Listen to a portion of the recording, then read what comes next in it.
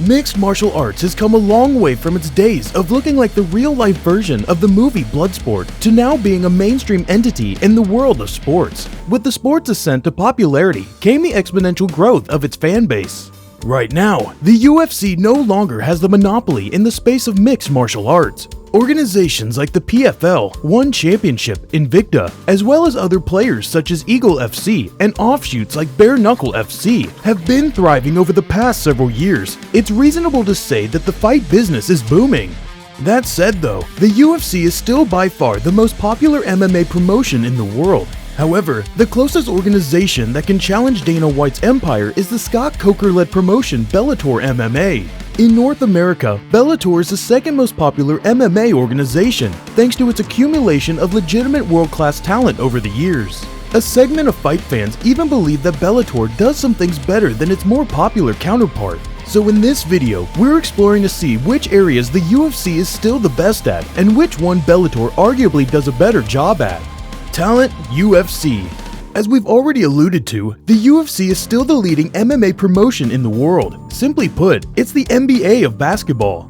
For that reason, the UFC boasts a collection of most of the best mixed martial artists in every single weight division. If you're looking to watch the best fighters in the world, the UFC is undeniably the place to be. From women's strawweights to men's heavyweights, the UFC roster is stacked with the cream of the crop, the best of the best. That's not to say, however, that Bellator fighters are inferior compared to the UFC's. In a few weight classes, Bellator can make compelling cases about having the best fighter. Of those divisions, men's featherweight and light heavyweight come to mind. Bellator's 145-pound king AJ McKee and 205-pound champion Vadim Nemkov both have legitimate claims about being the best in their respective divisions. And for what it's worth, light heavyweight contender Corey Anderson has beaten current UFC 205-pound title holder Glover Teixeira. Matchups: Bellator. When it comes to delivering anticipated matchups, Bellator has a leg up over the UFC. Now, that's not to say the best fights in MMA happen inside the Bellator cage. By having better matchups, it means that Bellator is more consistent about successfully booking the matchups that make the most sense. Dana White has claimed that the UFC is better than boxing because it gives the fans fights they want to see. However, that is no longer the case in recent years, with the UFC proving they care more about the bottom line rather than delivering for their loyal supporters.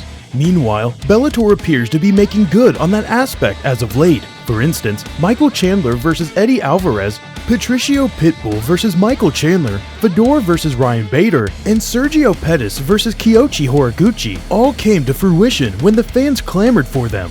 On the flip side, some of the most anticipated matchups in the UFC will likely never happen. George St. Pierre vs. Anderson Silva, Jorge Masvidal vs. Leon Edwards, and Dustin Poirier vs. Nate Diaz are some of the dream matches we wanted to see, but will forever stay in the realm of dreams in all likelihood. Fighter pay, UFC. The UFC often gets criticized for not paying their fighters enough, and rightfully so. For a sport that's as violent and physically demanding as MMA, the sport's largest league pays as low as $10,000. The UFC could theoretically pay fighters as high as $3 million in base pay. However, fighters not named Conor McGregor aren't likely to earn that much.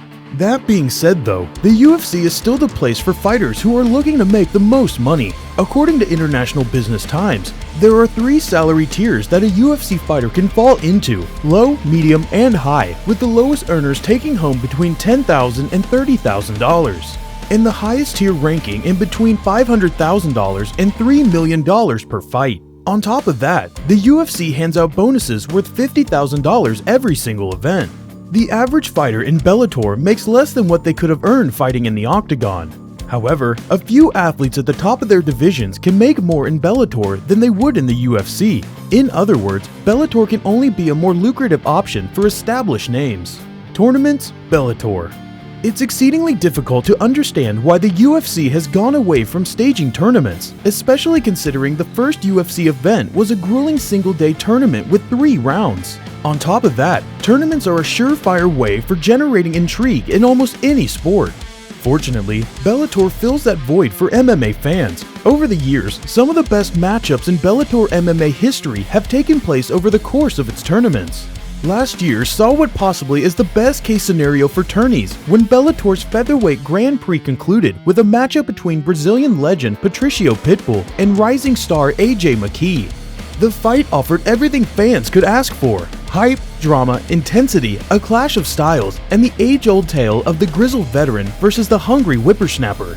The ending also saw one of the most memorable moments in promotional history, with McKee rising to the occasion to become the new featherweight champion. This year, the 135-pounders will take center stage as Bellator is gearing up for its 2022 Bantamweight Grand Prix. The tournament will feature a gauntlet of the 8 best fighters, including Sergio Pettis, Kyoichi Horiguchi, product UFC. When it comes to providing the finished product, aka the fights themselves, UFC is still the king.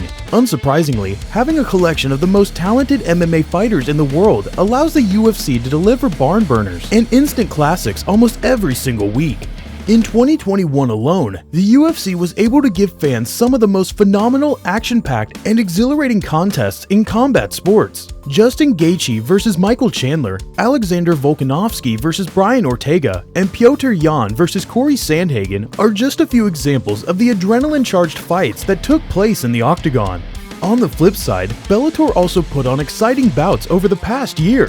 Paul Daly vs. Sabah Homasi, Rafion Stotts vs. Magomed Magomedov, and Anthony Johnson vs. Jose Augusto are very much enjoyable treats for fight junkies. However, it's understandably hard to compete against the organization that the majority of the best fighters call home.